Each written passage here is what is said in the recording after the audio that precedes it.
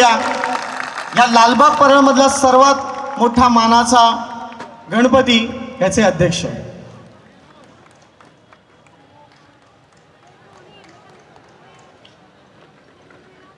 अखंड हिंदुस्थानचे आराध्य दैवत छत्रपती शिवाजी महाराज, सार्वजनिक गणेशोत्सवाचे प्रणेते लोकमान्य बाळ गंगाधर टिळक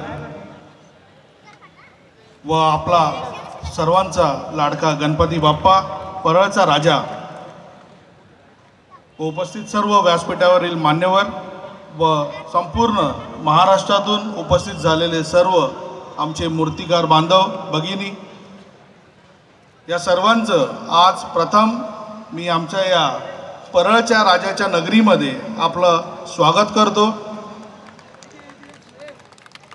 आज मला वाटतं हा ऐतिहासिक सोहळाच असेल की जेणेकरून आज पहिल्यांदा आज संपूर्ण महाराष्ट्रातले सर्व मूर्तिकार बांधव आज एकजुटीने एक बळाने एकवटलेले आहेत।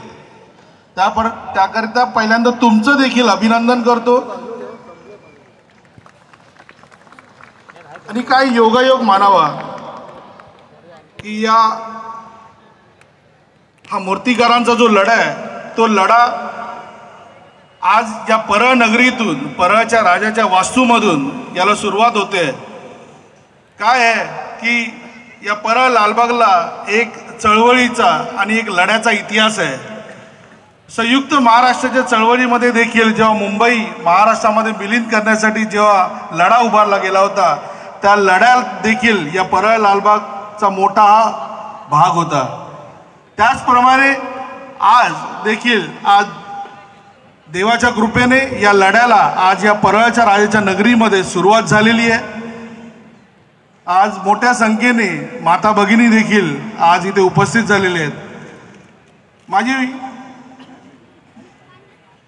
त्या न्यायाधीशांना एवढंच सांगणं आहे की आपण ज्या 4 मोजक्या भांडगुळांसाठी जो काही POP बंदी लादली त्याच्या विरुद्ध आज जो जनसमुदाय लोटलेला आहे त्या जनसमुदायाला विचारात घेऊन आज एवढासा जनसमुदाय जरी लोटला असला एवढ्या महाराष्ट्रातनं या मुंबई महाराष्ट्रातनं जे मूर्तिकार उपस्थित झालेले आहेत आज त्यांच्या हाताखाली काम करणारे कामगार वर्ग देखील आहेत। आपण जर POPवर बंदी लादली तर केवढा मोठा हा जनसमुदाय हा बेरोजगारीच्या वाटेला लागेल, त्यांची घरं उद्ध्वस्त होतील याचा देखील कुठेतरी आपण विचार केला पाहिजे। त्यानंतर मी सांगेन की महापालिका आज ज्या पद्धतीने या संपूर्ण POP बंदीची अंमलबजावणी करत आहे त्या महापालिकेला देखील एवढंच सांगेन की महापालिकेचे देखील बरेचसे नियम हे मुंबई असो, नाशिक असो, पुणे असो या ठिकाणी देखील आपण त्याच पद्धतीने तितक्याच काटेकोरपणे अंमलबजावणी केली तर आज या मुंबई महाराष्ट्रातला संपूर्ण नागरिक या महापालिकेला धन्यवाद देईल।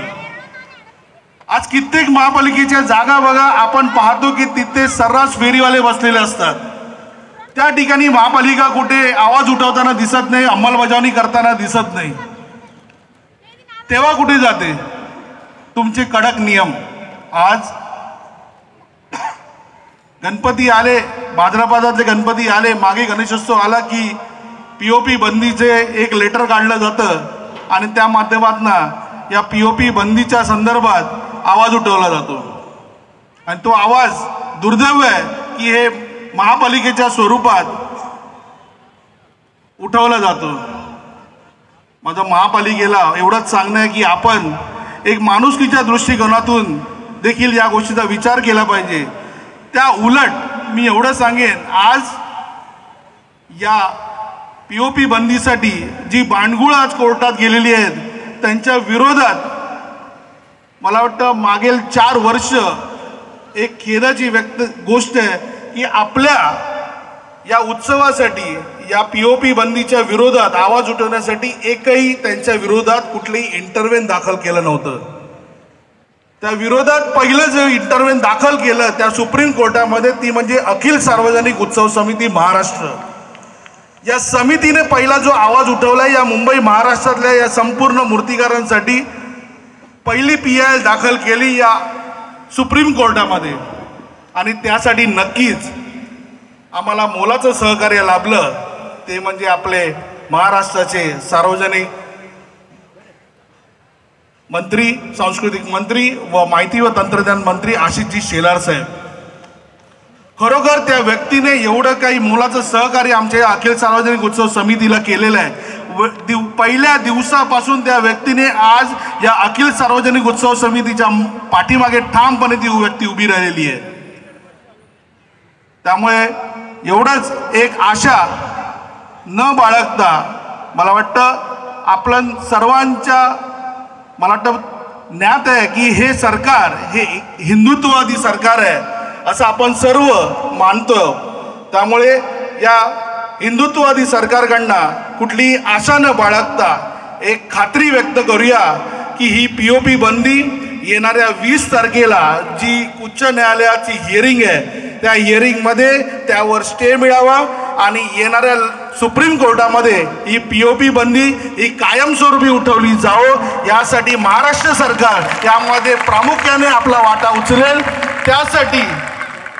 त्यासाठी परळ लालबागमधली सर्व काही मोठी गणेशोत्सव मंडळं असो, छोटी गणेशोत्सव मंडळ असो, आम्ही मुंबई महाराष्ट्रातल्या सर्व मूर्तिकारांच्या पाठीशी ठामपणे उभे आहोत याची तुम्हाला एक ग्वाही देतो आणि माझे 2 शब्द संपवतो. जय हिंद, जय महाराष्ट्र.